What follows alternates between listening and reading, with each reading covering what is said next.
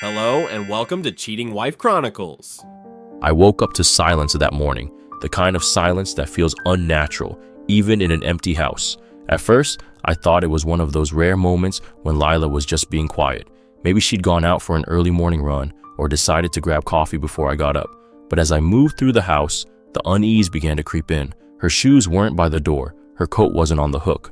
I called out her name, expecting to hear her light-hearted reply from another room, but the echo of my voice was the only response.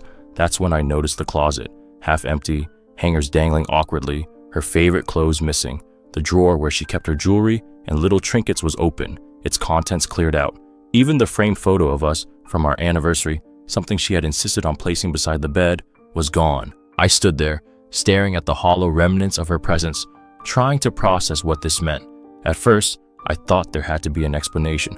Maybe she had left in a hurry for some reason and just taken a few things with her. Maybe there was some kind of emergency.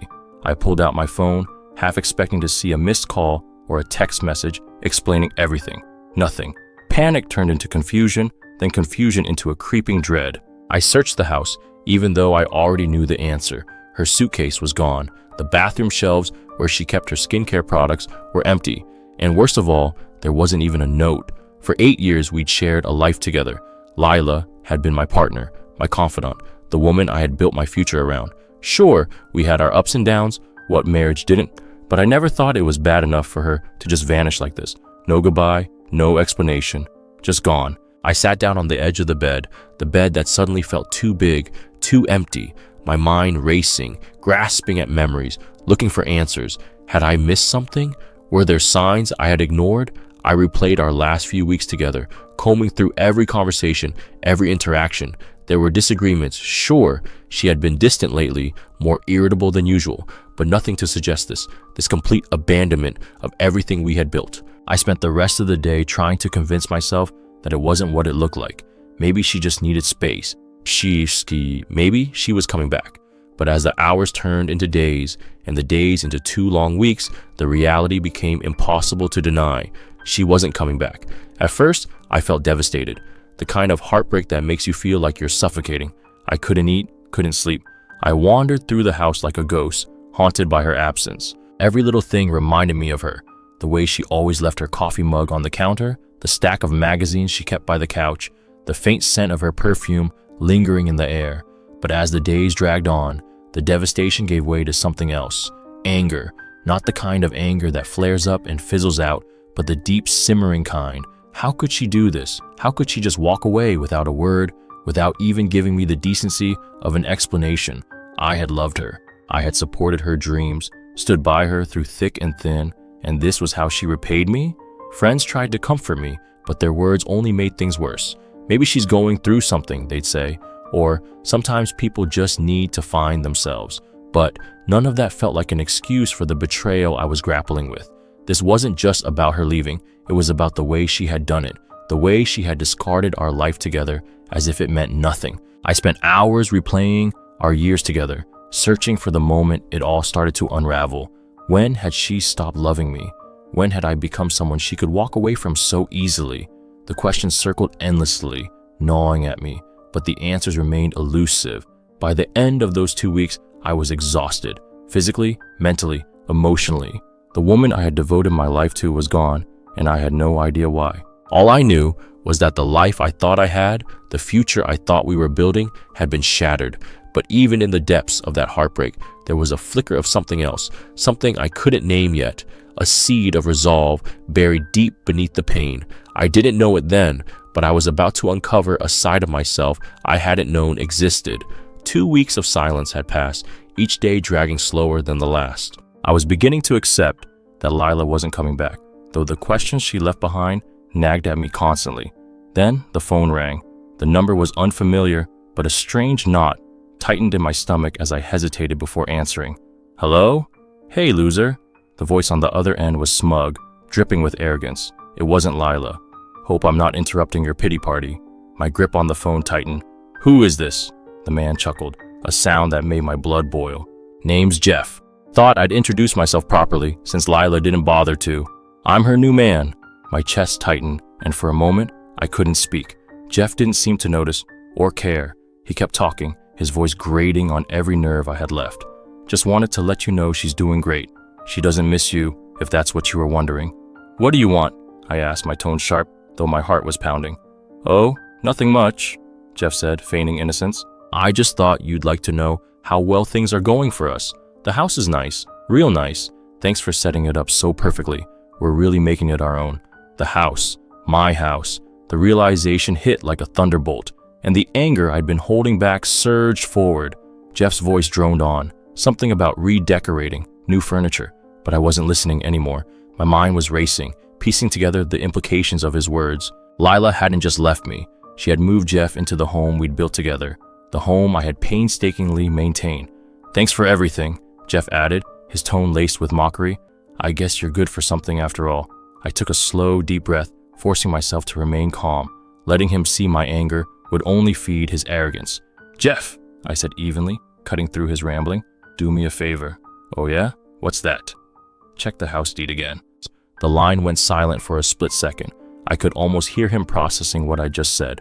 Before he could respond, I hung up. My heart was pounding, but a smile tugged at the corner of my lips.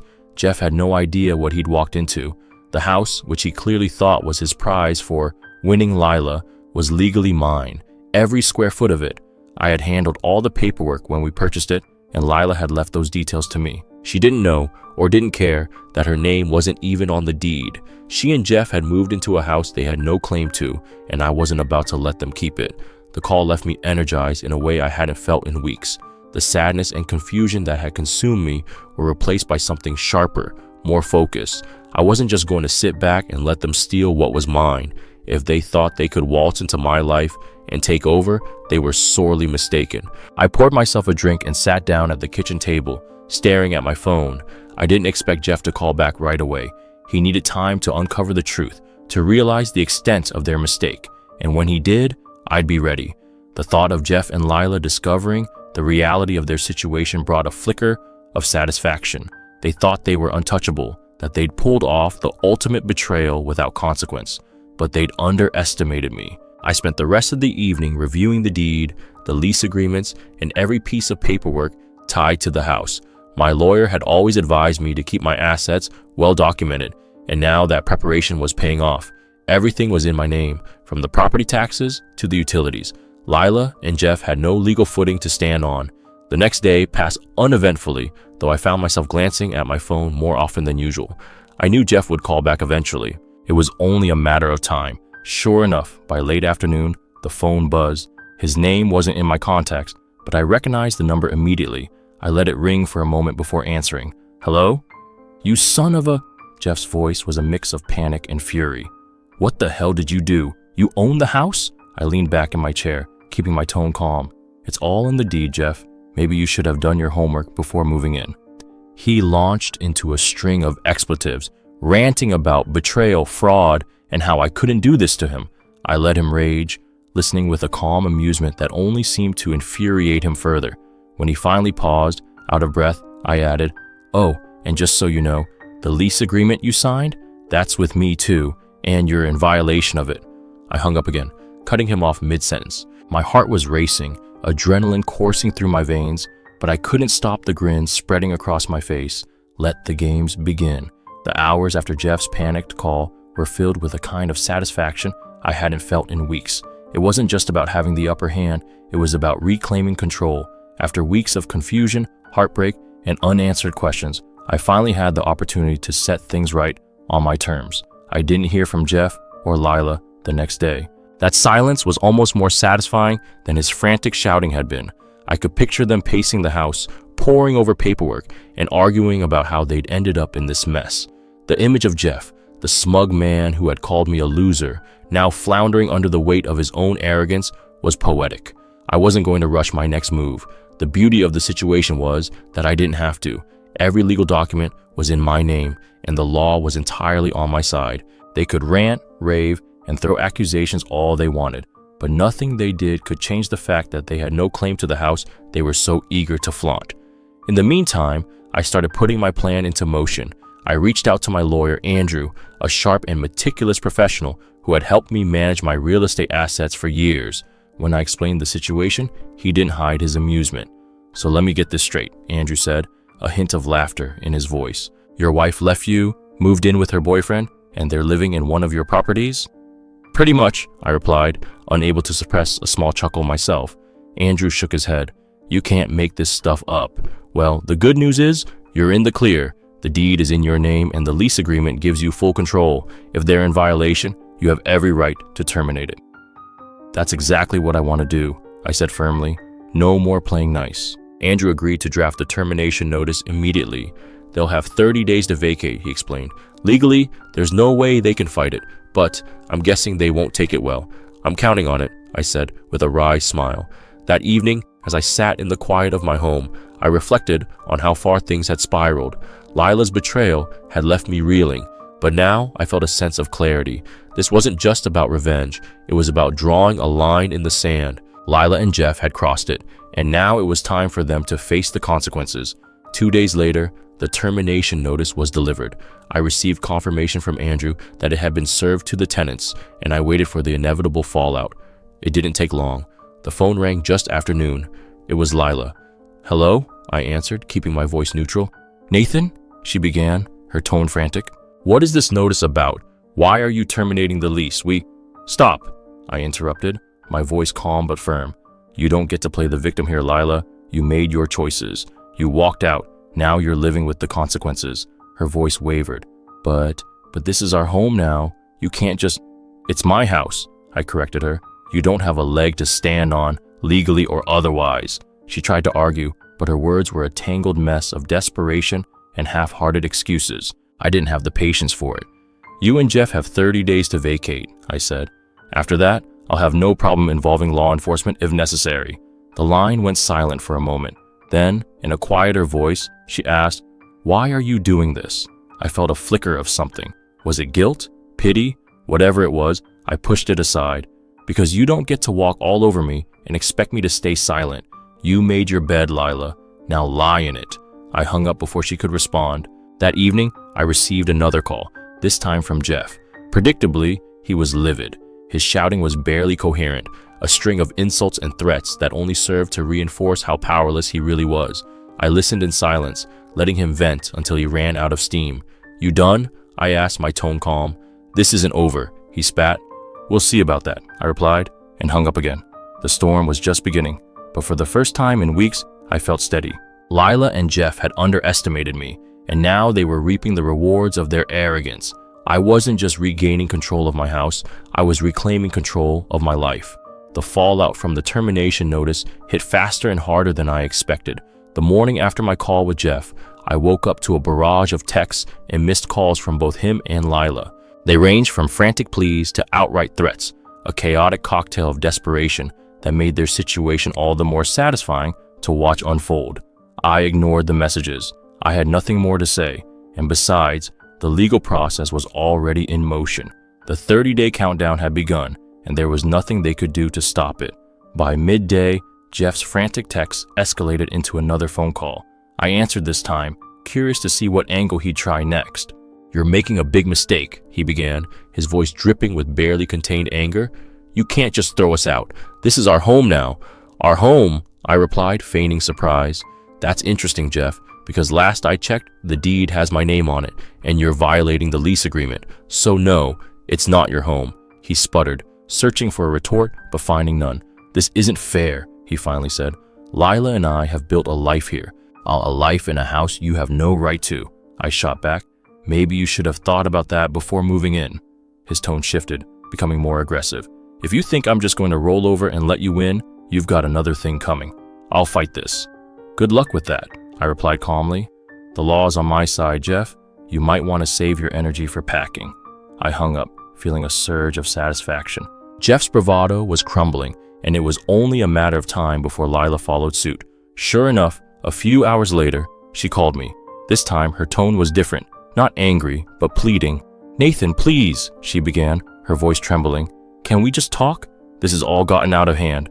There's nothing to talk about, Lila, I said evenly. You made your choices, and now you're dealing with the consequences. That's how life works. But where are we supposed to go? She asked, her voice breaking. We don't have anywhere else lined up. You can't just leave us stranded. I paused, letting her words hang in the air. Part of me felt a twinge of guilt.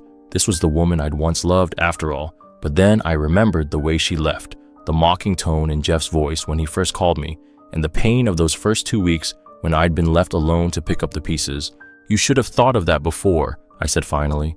"This isn't my problem anymore, Lila. You made sure of that when you walked out." She tried to argue, but I wasn't interested in hearing it. I ended the call, feeling a strange mixture of closure and finality. For the first time, I felt like I was truly in control, not just of the house, but of my life. The days that followed were quiet on my end, though I knew chaos was brewing on theirs. Mutual friends began reaching out, their messages laced with curiosity and a hint of gossip. "Did you really kick Lila and her boyfriend out of the house?" one friend asked. "Yes," I replied simply. "It's my house." The responses varied.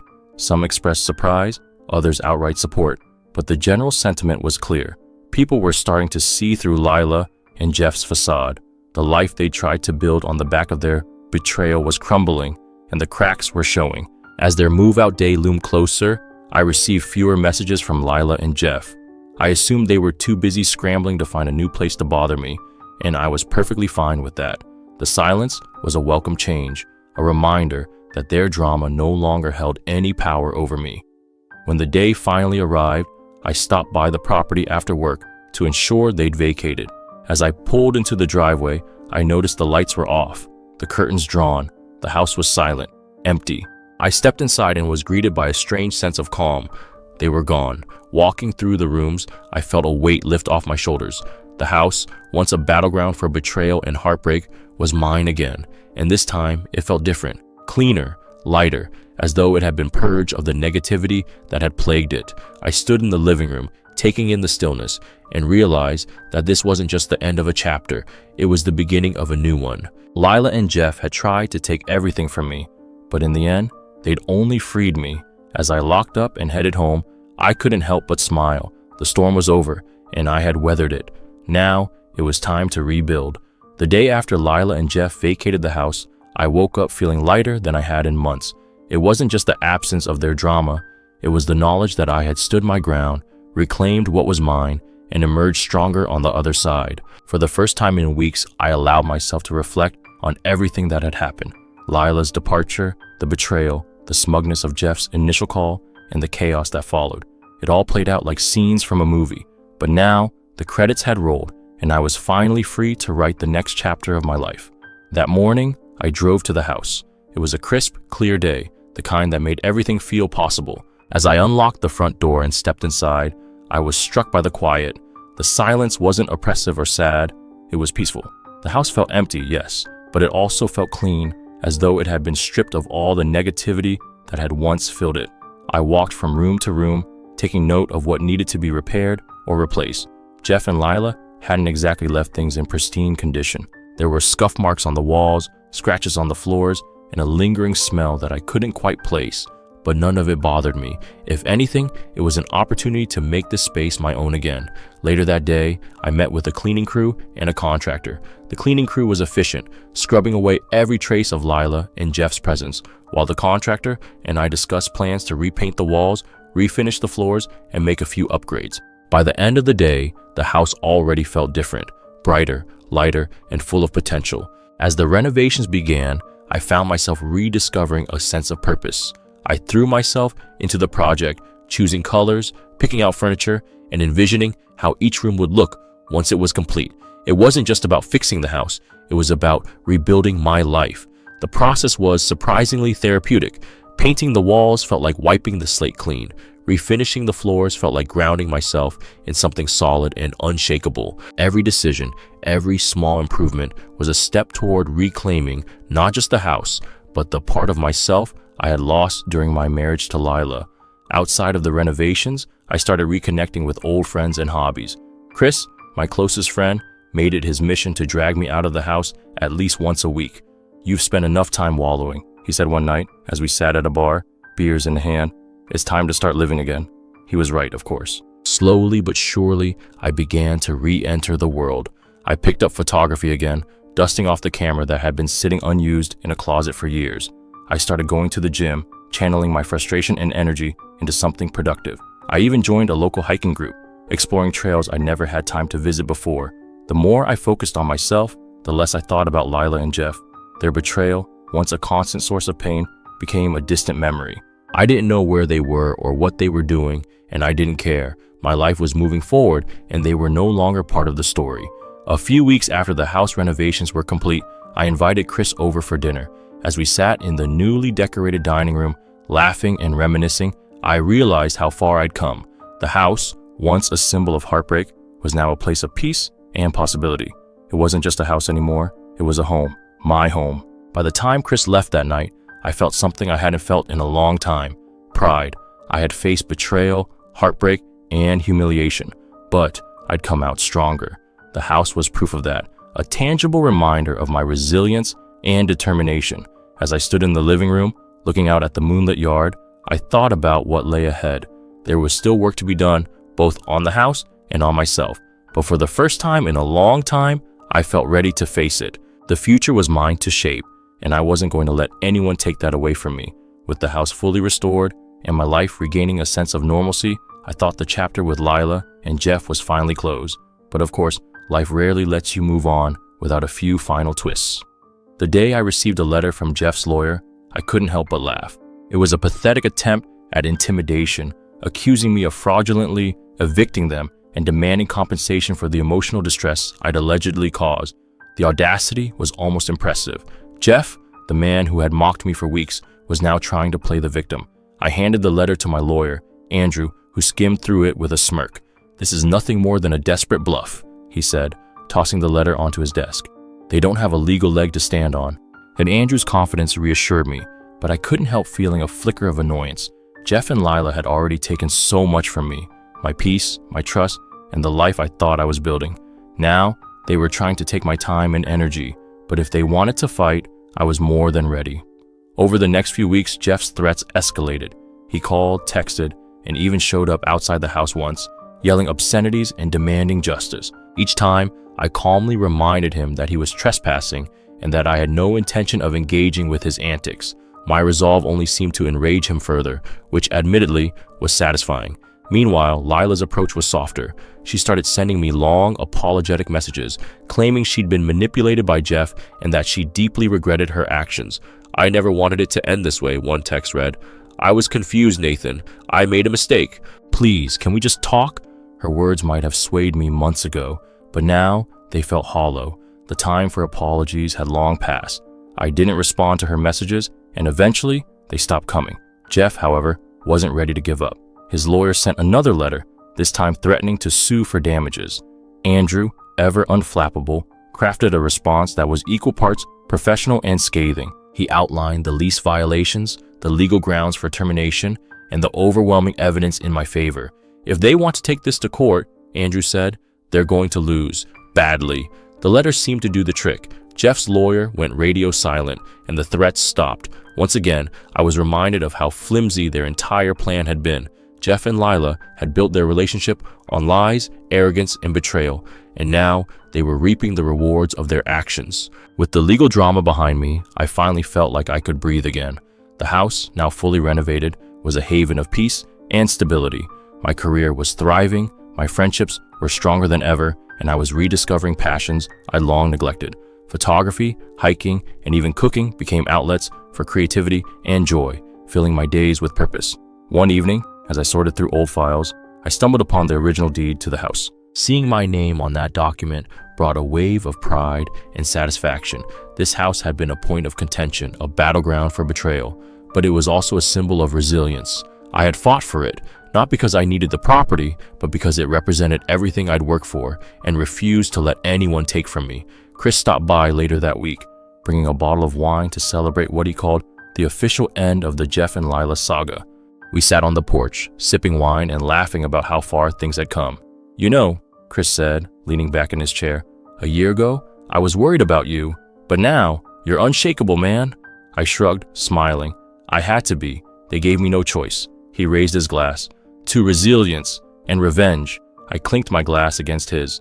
"To moving forward." The legal threats, the betrayal, the heartbreak, it was all behind me now. Jeff and Lila had tried to take everything, but they'd only succeeded in teaching me how strong I really was. Their drama no longer held any power over me.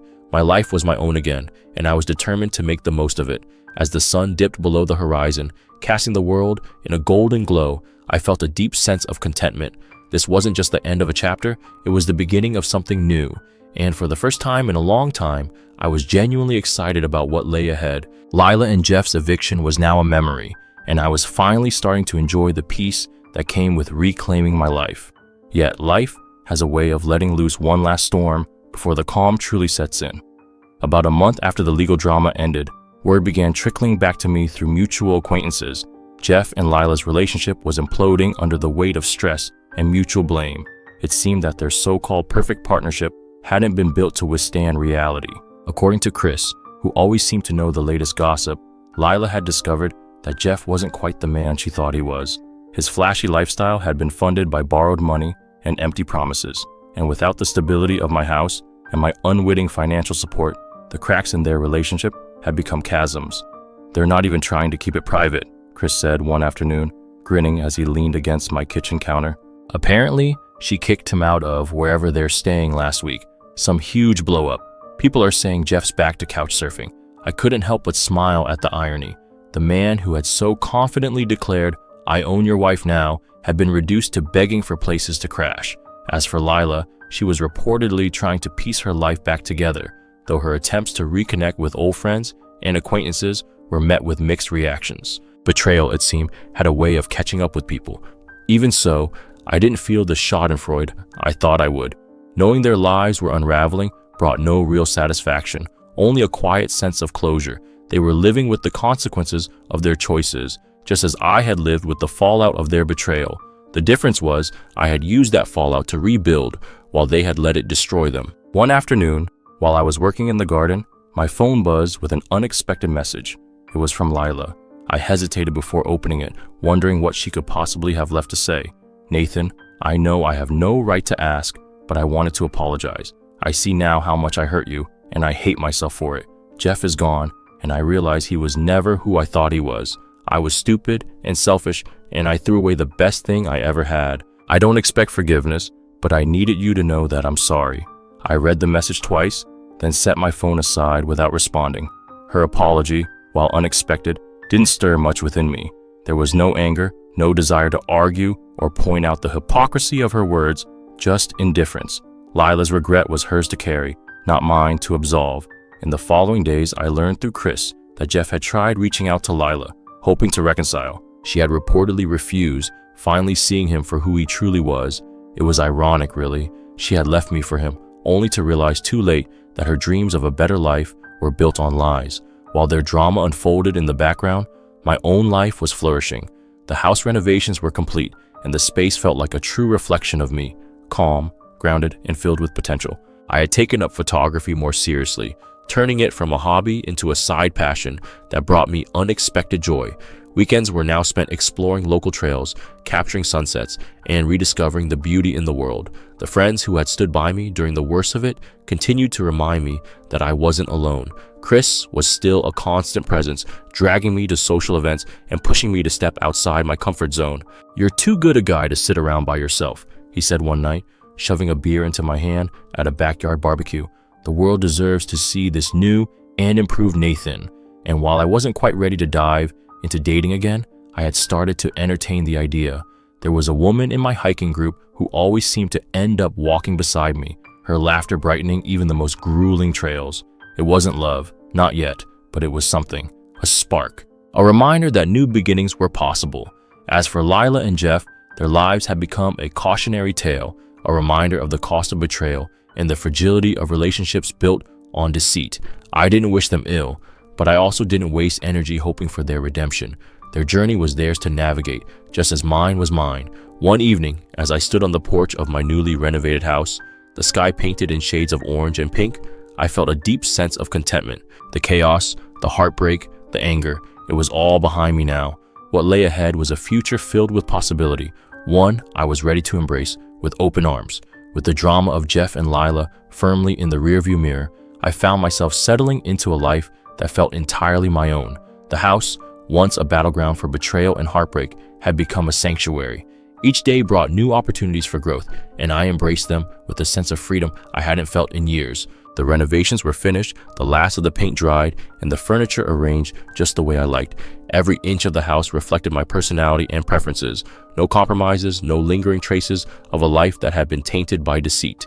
It was a fresh start, and I relished every moment of it. With the house no longer a project, I shifted my focus to rebuilding myself. Therapy continued to be a cornerstone of my recovery. Dr. Miller, ever insightful, helped me confront the deeper wounds left by the betrayal. Healing isn't about forgetting, she said during one session. It's about finding peace in the memories, even the painful ones. I took her words to heart, revisiting old memories, not with bitterness, but with curiosity. What had I missed? What patterns had I ignored? The process wasn't easy. There were moments when the weight of those reflections threatened to pull me under, but it was necessary. Each session left me feeling lighter, as though I was shedding the emotional baggage I had carried for years. Meanwhile, my social circle continued to grow. Chris remained a constant source of encouragement, pushing me to step out of my comfort zone. "You've spent enough time in your cocoon," he said one night over dinner. "It's time to spread your wings." And so I did. I joined a local photography club, where I met people who shared my passion for capturing life's fleeting moments. Our outings became the highlight of my weekends, wandering through forests, exploring hidden beaches, and chasing sunsets with my camera in hand. Each photo felt like a small triumph, a reminder that beauty existed even in the wake of heartbreak. I also found myself spending more time with my hiking group. The woman who always seemed to walk beside me, her name was Sarah, had an easy way of making me laugh, even when the trail was steep and my legs ached. She wasn't just kind, she was genuine, a quality I hadn't realized I craved until I met her. We started meeting for coffee after hikes, our conversations flowing effortlessly. It wasn't love, not yet, but it was something real, something worth exploring. Through all of this, Lila and Jeff faded further into the background. I heard occasional updates through mutual friends. Lila was working a retail job to make ends meet, while Jeff had moved on to another unsuspecting target. Their story no longer evoked anger or sadness. Instead, it was a distant echo, a reminder of the life I had left behind. One evening, as I stood on the balcony of my house, looking out at the garden I had nurtured back to life, I felt an overwhelming sense of gratitude. The pain of betrayal had once threatened to define me, but now it was merely a chapter in a much larger story.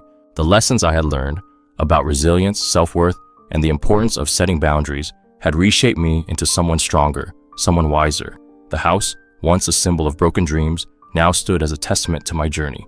It wasn't just a building, it was a reflection of my growth, my determination, and my ability to rebuild in the face of adversity.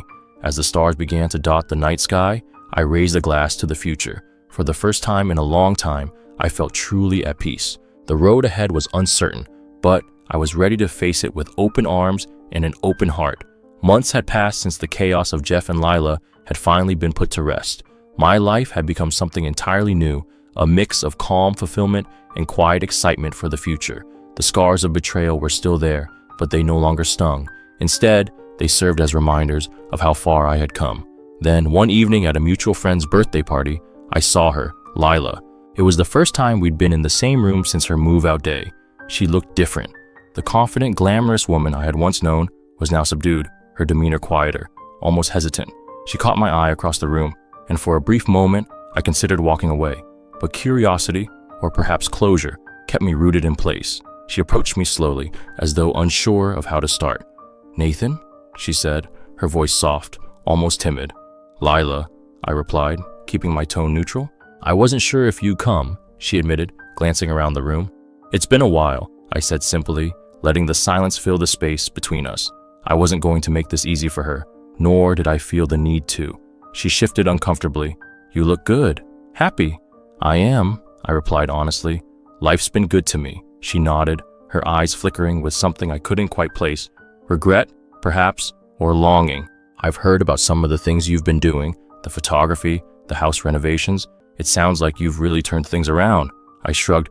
"I've been busy." The conversation felt stilted, and I had no desire to prolong it. But before I could excuse myself, she spoke again, her voice tinged with hesitation. "Nathan, I just want you to know, I'm sorry for everything." I paused, letting her words sink in. Months ago, I might have craved this apology, might have thought it would bring some sense of closure. But now, standing in front of her, I realized I didn't need it. I had already made peace with the past, and her words, while sincere, couldn't change what had happened. "I appreciate that," I said finally, my tone even, "but we've both moved on. "What's done is done," she nodded, her expression falling slightly. "I know I don't deserve it, but I hope someday you can forgive me." Forgiveness. It was a strange word, one I hadn't given much thought to in recent months. Did I forgive her? Perhaps. But more importantly, I had forgiven myself for the times I had ignored the red flags, for the trust I had misplaced, for staying in a relationship that had long since lost its foundation. "I already have," I said, surprising even myself. "Not for your sake, but for mine." Her eyes glistened, and she opened her mouth to say something more, but I held up a hand. "Take care of yourself, Lila." With that, I turned and walked away, leaving her standing there in the crowded room. As I stepped outside, the cool evening air washed over me, bringing with it a sense of clarity. That brief encounter with Lila had been the final piece of the puzzle, the last lingering thread of a chapter that was now fully closed. I didn't feel anger or sadness, just relief. Over the next few days, I reflected on how far I'd come. The house, now a haven of peace and creativity, was a symbol of my resilience. My friendships had deepened, my passions had flourished, and my connection with Sarah from the hiking group had grown into something quietly beautiful. Life wasn't just good, it was thriving. I had learned that closure doesn't come from apologies or validation from those who hurt you. It comes from within, from choosing to move forward and build something better. And that's exactly what I had done. As for Lila and Jeff, their stories no longer mattered to me. Whether they found redemption or continued down their paths of self-destruction was irrelevant. My focus was on my life, my growth, and the possibilities that lay ahead. One evening, as I sat on the porch of my house, camera in hand, watching the sun dip below the horizon, I felt a profound sense of contentment. This was my life now, simple, fulfilling, and entirely my own, and I wouldn't trade it for anything. Looking back, I never imagined that betrayal would become the catalyst for the life I now lived. The scars Lila and Jeff left behind were once raw and painful, but time had turned them into marks of resilience. They reminded me of what I had endured, but more importantly, they showed me how far I had come. The house was no longer just a building, it was a sanctuary. Every room was a reflection of my choices, my growth, and my independence. The once shared spaces that had felt hollow after Lila left were now filled with laughter, friends, and new memories. The walls were lined with photographs I had taken, snapshots of trails I'd hiked, sunrises I'd chased, and moments of joy I'd rediscovered. Sarah had become a significant part of my life. What had started as casual hikes and coffee meetups had blossomed into something steady and meaningful. She was different, grounded, genuine, and kind in a way that felt refreshing after years of navigating the stormy waters of my past relationship. With her, there was no pretense, no agenda, just a shared appreciation for life and the moments that made it worth living. One evening, as Sarah and I sat in the garden, she turned to me with a smile. "You know, you've built something really special here," she said, gesturing to the house, the garden, and the life I had pieced back together. It wasn't easy, I admitted, my gaze drifting to the horizon, but it was worth it. And it was. Every painful moment, every sleepless night, every hard-fought step forward had led me to this point. I had learned to value myself, to set boundaries, and to embrace the things that truly mattered. Occasionally, I'd hear whispers of Lila and Jeff's lives. Lila was reportedly working a string of jobs to make ends meet, her once glamorous life a distant memory. Jeff, predictably, had moved on to another woman, leaving behind a trail of broken promises and burned bridges. Their stories no longer carried any weight in my life. They were simply echoes of a chapter I had closed. The final closure came one afternoon when I received a letter in the mail. It was from Lila. Her handwriting was shaky, and the envelope carried no return address. I hesitated before opening it, unsure if I even wanted to read what she had to say. "Nathan, I don't know if you'll ever read this, but I needed to write it. I've spent a lot of time reflecting on everything that happened, and I want you to know how deeply sorry I am. You didn't deserve what I did to you. I was selfish, and I let my own insecurities and desires destroy something good. I've lost a lot since then, and while I know I can't undo the damage, I hope you find happiness. You deserve it." I folded the letter and placed it in a drawer, unsure of what to do with it. Her apology, while appreciated, didn't change anything. I had already moved on, but it felt like a fitting epilogue to the story. Lila's acknowledgement of her actions was her burden to carry, not mine. As the months rolled on, I continued to build a life that felt authentic and fulfilling. My photography turned into a small business, with clients reaching out for portraits and nature shoots. The house became a gathering place for friends and family, its walls echoing with laughter and warmth. One evening, as I stood on the porch watching the sun set over the horizon, I felt a profound sense of peace. The betrayal that had once consumed me was now a distant memory, overshadowed by the life I had created. Lila and Jeff had tried to tear me down, but in the end, they had only pushed me toward a better version of myself. This was my life now, one built on resilience, self-respect, and the unwavering belief that even in the face of betrayal, it's possible to rebuild. The future was wide open, and for the first time in years, I was excited to see what it held. As the stars began to dot the sky, I raised a glass to the past, not in anger or regret, but in gratitude. It had shaped me, taught me, and ultimately set me free. And with that, I stepped inside, ready to embrace whatever came next.